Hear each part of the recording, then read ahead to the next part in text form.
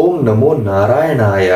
ಮೀನರಾಶಿಯವ್ರಿಗೆ November ತಿಂಗಳಲ್ಲಿ ಯಾವೆಲ್ಲ ಗ್ರಹ ಸ್ಥಿತಿಯಿಂದ ಏನೆಲ್ಲ ಪ್ರಭಾವ ಆಗತ್ತೆ ಹಾಗೂ ಏನೆಲ್ಲ ಪರಿಹಾರ ಮಾಡ್ಕೋಬೇಕು ಅಂತ ನಾನು ತಿಳಿಸ್ಕೊಡ್ತಿದ್ದೇನೆ.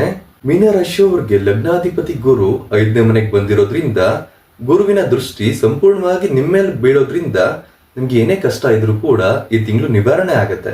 ಲಗ್ನದಲ್ಲಿ ಶನಿಯ ಪ್ರಭಾವ ಇರೋದ್ರಿಂದ 6 ತಿಂಗಳಿಂದ ತುಂಬಾ ಸಂಕಷ್ಟಗಳನ್ನ ಎದುರಿಸಿರ್ತೀರಾ. ಜೀವನನೇ ಬೇಡಪ್ಪ ಅಂತ ಅನ್ಸಿರುತ್ತೆ.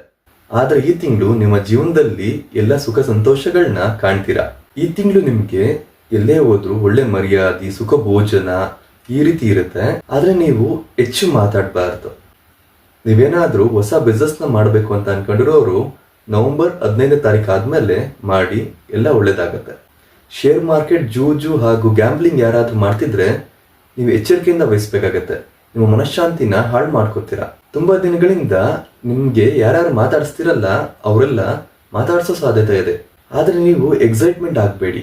ಇಂದಿನ ಜೀವನದ ಅನುಭವನ ಯೋಚನೆ ಮಾಡಿ ನಿರ್ಧಾರ ತಗೊಳ್ಳಿ. ಗುರು 5ನೇ ಮನೇಲಿ ಇರೋದ್ರಿಂದ ಯಾರ್ಯಾರಿಗೆ ಮಕ್ಕಳಾಗ್ತಿರಲ್ಲ ಅವರೆಲ್ಲ ಜಾತಕನ ತೋರಿಸಿ ಪರಿಶೀಲನೆ ಮಾಡಿಸ್ಕೊಳ್ಳಿ. ಮದುವೆ ವಿಚಾರದಲ್ಲಿ ಮುಂದಕ್ಕೆ ಹಾಕೋದು ಉತ್ತಮ, ಇಲ್ಲ ಅಂತಂದ್ರೆ ಯಾವ್ದ್ರಲ್ಲಾದ್ರೂ ಸಿಗಾಕೊಂತೀರಾ. ಶನಿವಾರದಂದು ಆಂಜನೇಯ ದೇವಸ್ಥಾನಕ್ಕೆ ಹೋಗಿ 8 ಜನ ಭಿಕ್ಷುಕರಿಗೆ ಸಿಹಿ ಪೊಂಗಲ್ ಕೊಡೋದ್ರಿಂದ ನಿಮ್ಗೇನೇ ಸಂಕಷ್ಟಗಳಿದ್ರೂ ಈ ತಿಂಗಳು ಪರಿಹಾರಗಳಾಗತ್ತೆ.